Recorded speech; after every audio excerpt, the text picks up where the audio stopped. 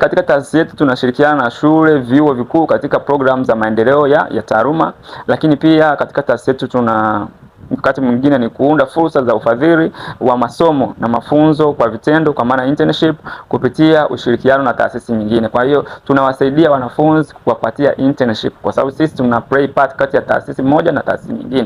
Kwa hiyo taasisi yetu inaenda kuongea na wadau mbalimbali ambao sasa, ili tuweze kupata nafasi za kuweza kuwawezesha vijana waweze kupata fursa za kufanya internship, lakini pia na field.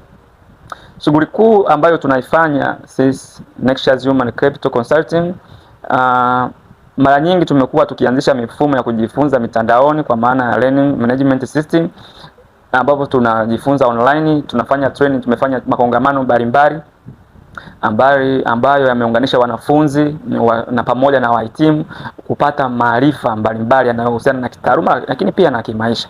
Lakini pia shughuli nyingine ni kuandaa vikao vya kila mwezi vya uongozi wa mazungumzo ya kitaaluma baina ya wataalamu pamoja na wale walio kwenye career hiyo ya utaalamu.